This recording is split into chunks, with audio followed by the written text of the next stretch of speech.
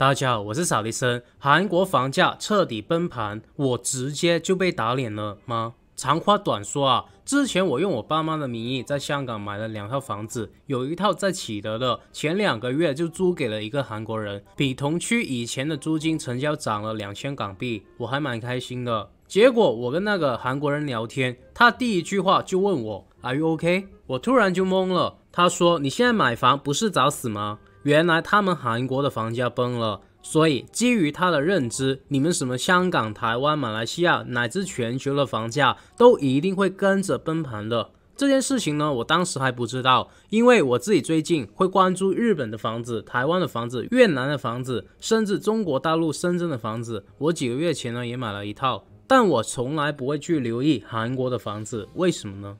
因为在韩国有一个非常奇怪的现象，就是他们的房价崩盘了，但自杀死的不是那些买房的人，而是那些租房的人。为什么呢？下一个像韩国一样崩盘的，会不会是我们所在和关注的地区呢？这个到底是机会还是危害呢？但不管是危还是机，这都肯定是一次财富最后的大洗牌。看到并且能够抓住的人呢，就可以把上层的人挤下来，踩着他们的肩膀走上去食物链的上层。所以如果你不想要租房一辈子，还替别人还房贷，但又担心买了房之后房价会崩盘的人，你一定要看到最后，因为这一切的真相都没有你想象的那么简单。开始之前呢，先祝福一下为这部影片分享点赞兄弟姐妹早日达到财富自由。而如果你想要解决成为老板、投资家、有钱人这件事情，你可以跟其他50多万的兄弟姐妹一样，免费的订阅我的频道，然后开启小铃铛。在过去的5年里面呢，韩国的房价涨了 80%， 疫情这么艰难，也就是20到21年的时候呢，居然也涨了 15%。 这是什么概念啊？只要有买房的人都财富自由了，因为首尔每平方米呢都2万多，我说的是美金。但今年的4月开始发生了连环的自杀案，有一个31岁的女生轻生了。在她的遗物里面呢，你猜发现了什么？就是一张价值40亿美金的水费单，区40亿美金居然成为压垮她最后的一根稻草。而这个4月里面呢，居然有17个韩国人跟她走上同样的绝路。从21年之后呢，韩国的房价就好像老太太吃了泻药一样，一蹶不振了。首尔的公寓100万美金呢，就跌到了30-40万美金。然后以前100个人买房，现在只有30个，也就是说，无论是价格还有成交量都跟着下跌。而这17位轻生的原因呢，都是因为他们的国家房价崩盘了。但跟你想的不一样，他们不是炒房客，不是房东，而是跟大部分人一样的租客。不可能啊！一直以来大家最羡慕的就是韩国人，因为我们租房子都有一个潜规则的，就是交个1-2个月甚至3个月的押金，然后每个月的交房租。当我们退租的时候呢，这个押金是可以拿回来的，但交出去的房租就是打水漂了。而韩国人呢，是完全不用付房租的，因为他们从小就被教育成要立志当一个佛系的房东。那这当然不可能啊，他们玩的叫做全租的模式。假设一套房子价值100美金啊，你今天过来找我租房，所以你就要付我60到80万美金作为押金，然后我就可以让你免费住2年。2年之后呢，我就会把这60到80万的押金全额退款给你，相当于你免费入住，只是把这个钱呢存在我这里罢了。听起来是不是很划算？所以韩国人都在玩这一套，为什么呢？其实就相当于个人的贷款。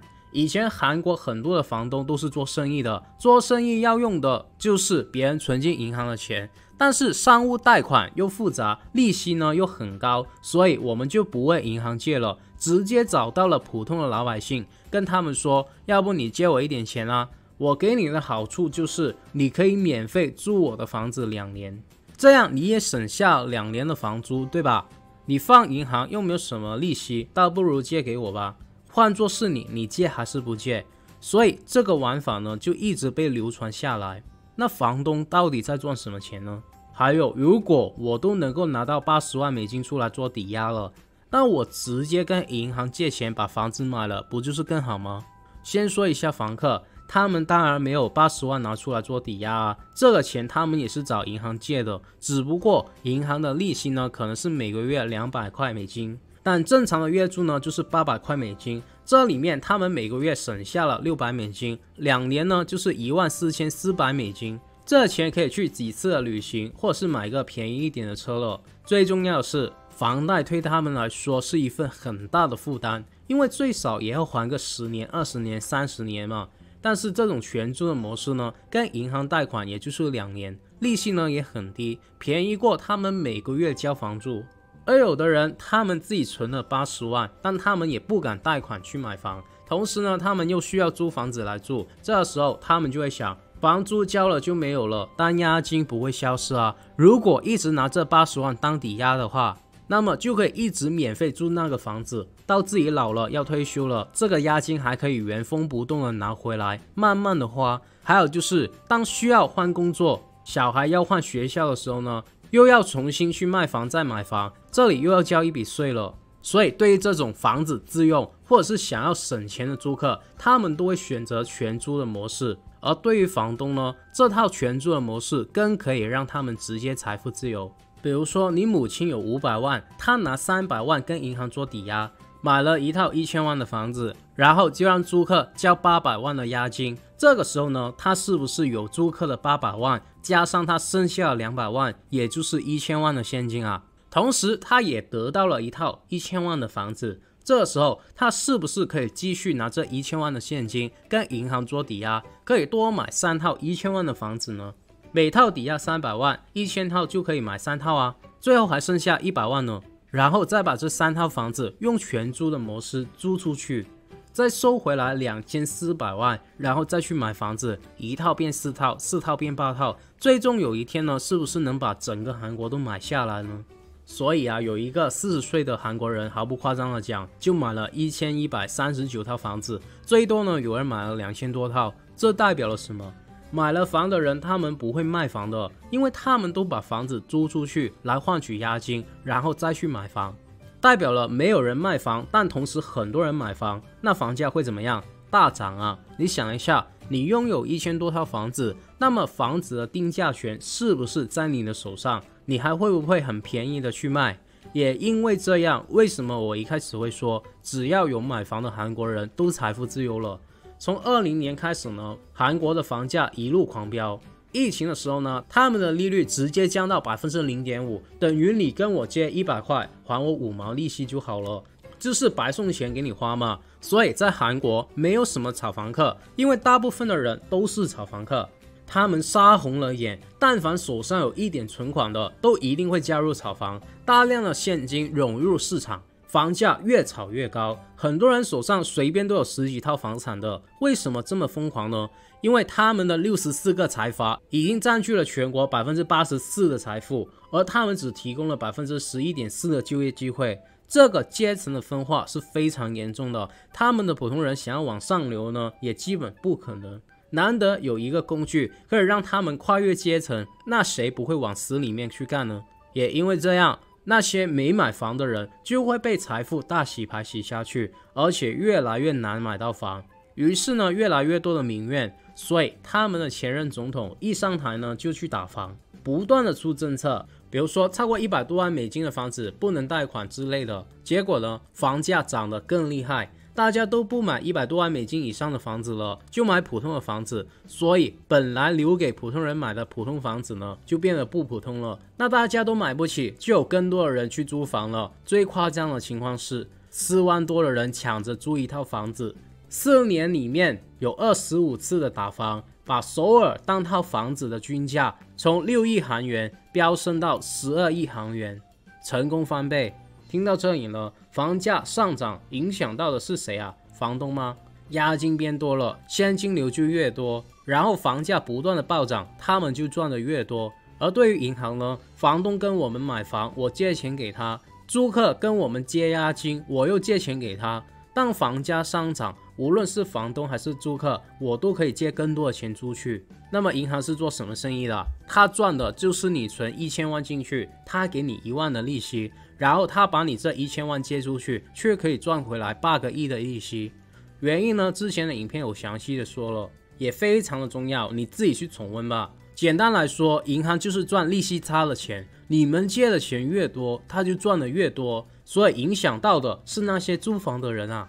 因为房价涨了，他们还是要付80%的押金，1000万要付800万，1个亿就是要付8000万了。所以为什么要租房去替别人还房贷呢？其实买房最大的问题不是怕升息，不是怕经济差，而是没钱。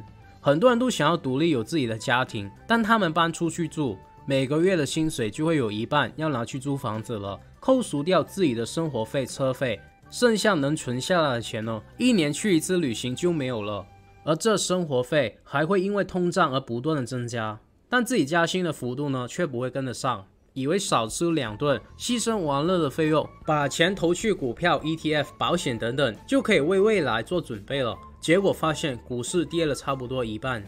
你知道为什么大部分的人都要经历这些事情吗？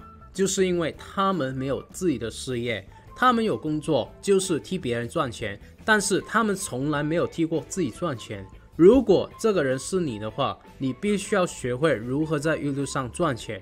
很简单，现在的人吃饭在看 YouTube， 上班无聊了也在看 YouTube， 下班了也在戴着耳机看 YouTube， 老人小孩也拿着手机看 YouTube， 大家讨论的话题呢也离不开 YouTube 里面的。如果 YouTube 上有25亿人，每人给你1块买你的产品，你就会瞬间获得25亿。我们有一套已经被市场验证，连赚7位数美金的 SDS 系统，可以让你搭建起你 YouTube 的被动收入。不但是那几千块美金1个月的广告分润，更多的是提升了你的商业价值还有影响力，让所有的老板、产品商都会主动的找上你，还有求你跟他们一起赚钱。最重要的是，绝对会比你现在的工作简单3倍以上。比如说一部影片，只要有人点击进来观看，哪怕他不喜欢你，你也可以在他身上赚走了被动收入。而且当你用了我们 SDS 全新的系统，获得了流量，就代表了有无数的潜在客户在排着队等你，让你把产品卖给他，并且他们接受价格更贵的，就好像香奈儿、爱马仕的那些包包一样，你在卖的是一个品牌。最重要的是，我们是全自动化，我们人需要休息，但是互联网是7天24小时自动替我们赚钱的。那么如果你想要学习我这套 SDS 全新系统的话，你可以在影片描述上的第1条链接去报名我的培训营。好消息是，这300美金的报名费，只要你有订阅点赞，完全不会收你1分钱的费用。而坏消息是，这个课程呢，我们会在10月底左右下架或者开始收费。如果你不想要跟我擦肩而过，赶快在影片描述上的第1条链接报名吧，千万不要听完就算了。那这个时候呢，美联储的资本家就开始对全世界发起剪羊毛，有的政府呢还能够守着，房价呢还是非常的坚挺，但韩国就守不住了。为什么？美联储进行了10多次的暴力升息。比如说你有100万，你存韩国的银行呢，利息是 1%， 但你存美国的银行呢，利息是 5%， 那你会存什么地方呢？所以无数的投资人，他们都在卖韩元，买美元，然后存钱到美国的银行，韩元呢自然就会贬值，美元就会升值。贬值的意思呢，就是韩元变得不值钱了。以前4美元就能够吃泡菜，现在要6美元了。最重要的是，国库变得很空虚了。所以为了抗衡，韩国也跟着激进的升息。以前 0.5% 的利率呢，涨到 3.5%。以前是老百姓的租金比跟银行借的利息贵，现在不一样了，银行的利息呢是比租金贵的。而那些房东呢，他们一觉睡醒才发现自己欠的钱又变多了，有1、2套房子的还好，每个月就多1、2千美金。但韩国那边呢，要不就是买不起房的人，要不就是随随便便手上都有10几套房子的人，所以就不是多1、2千了，而是1、2万美金起跳啊。所以很多的房东就开始卖房填坑，而利率实在是太高了，也没有什么人买房接盘，因为大家都不玩全租模式了，都宁愿1个月1个月的付房租。而如果房东还不上银行的贷款，他们的房子就会被银行拿去拍卖。比如说100万的房子，房东给了30万的首付，那么银行就会以70万起拍，能卖出去就打平，而且收了那么多年的房东利息呢，所以银行也不会亏什么大钱了。这就是为什么韩国所有的房子会暴跌 30% 的原因。至于房东呢，他们付了30%的首付给银行，但收回来的是80%租客的押金。因为这种全租的模式呢，其实就等于私人借贷，就是租客借钱给了房东嘛，所以大部分的房东呢都会选择拿着押金跑路。这样下来呢，他们还赚了50%啊。因为这种监控的制度有很多法律的灰色地带，所以基本上的租客都很难把押金追回来的，除非是买了那种防止房东跑路的保险。但问题是，大部分的人都没有买，为什么？因为贵啊。而且以前房东跑路的概率是很低的，买了不就是白买吗？所以租客只能等着银行把房子低价拍卖，拍卖之后的钱呢，银行自己先拿他们借出去的钱，如果有剩下的就会给到租客，但基本上都不会有剩下的。也就是说，对于租客，他们没有房子住了，同时自己又问银行借了80%的押金，欠下了巨债。最可怕的是，每个月还要还更多的贷款。在无力偿还之下，就出现了一开始说的一个月有17位租客轻生了，而他们大部分都是刚入社会的年轻人。但去年年底啊，就有2000多个房东私吞了押金，拖欠了3亿左右的韩国人。而这时候呢，美国的资本家就可以拿着他们升值的美元去购买韩国贬值的资产了，这个就叫做剪羊毛。以前用在日本身上，现在就是韩国。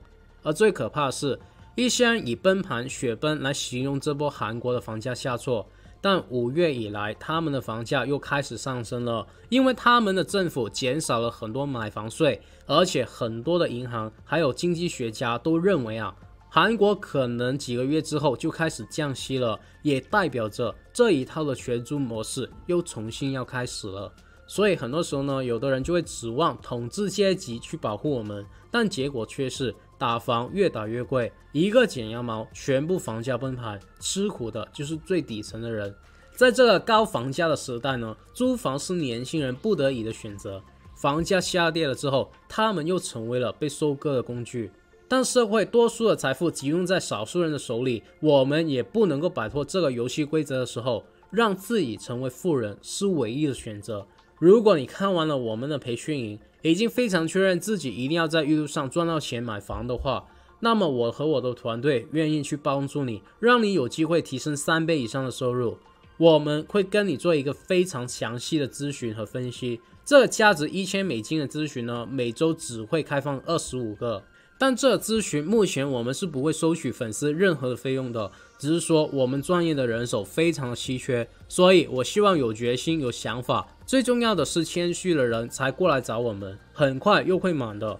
有兴趣的赶快在影片描述上的第2条链接报名吧，真的小赚1天的钱就是多亏1天的钱，希望你能够约上吧。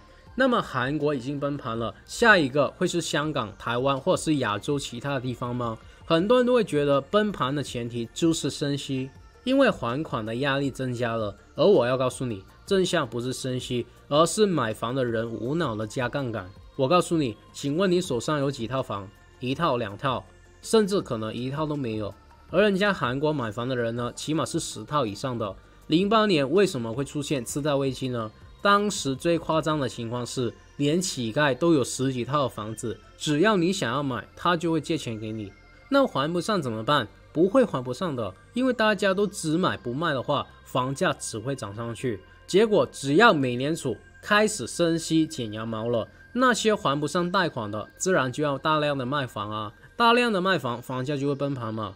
而现在真实的情况是什么？很多像香港、台湾等等的地方呢，都跟着美联储一起升息了，房价呢也真的出现了调整。但这是不是崩盘呢？蛋黄区不怎么跌，有的地方还涨了，只是你没有去留意，因为涨的都是豪宅别墅嘛，跌的都是那些蛋白区甚至是单壳区的区域。但这些区域我从来都不看的，原因不知道的你去看我以前的影片。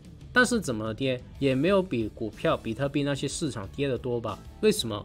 因为有研究指出啊，香港和台湾的数据也差不多的，100个人只有不到30个人是有向银行贷款买房的。很多早年已经买了房的人呢，他们都已经把房贷还清了。这数据能不能反映真实的情况我不知道，我知道的是，无论是香港或是台湾的银行，在你贷款之前呢，都有一个非常严格的风险评估，银行会评估房价，如果跌了10%，你能不能承受得起呢？跌了30%，你能不能还得起呢？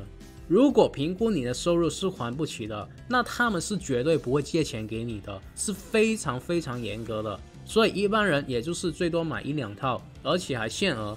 我自己呢也要用我的父母名义去买，那杠杆率呢肯定是很低啊。而你有没有发现，升息之后呢，租金却反而上涨了？你不信可以去 Google 随便搜一下租金的走势。很简单，升息如果压力太大的话，很多人宁愿把房子租出去，也不愿意被砍价卖。除非是那些买股票和比特币输钱，资金需要周转的人，他们才希望赶快把房子卖出去，否则是你也不会卖的，因为大家都不买房嘛，不买就是租。所以我送我爸妈的房子本来就是拿去收租的，现在却无故多赚了2000港币，也就是应验了我10个月前说的，升息的压力呢，都会从房东转移到租客身上。那重点来了，为什么大家都不去买房呢？很简单呢，就是资产转移，不是大家都不去买房，而是什么都不买，股票啊、比特币啊也不买，只是把钱存进去银行收利息或者买债券。全球经济不好的情况下，大家都在求稳，而且这些稳定的投资品回报率还增加了，干嘛不买呢？所以房价就一直锁在高位。房价暴跌的前提呢，就是暴涨，就是在短时间内涨得太猛了。而如果你们看韩剧，你会发现以前70年代的韩国，当时那些欧巴要追女生嘛，就请人家吃雪糕，才1块韩元，坐个电车呢也才5毛韩元。当时在江南道买套房就是要3000块1平米，请问这是贵还是不贵？按照你的想象呢，如果这个房价涨10倍，涨到3万块，是不是也很不可思议？那么就算一开始说的，现在韩国的房价崩盘了，人家江南道的房价也卖500万1平米啊，从3000块涨到500万是有多少倍呢？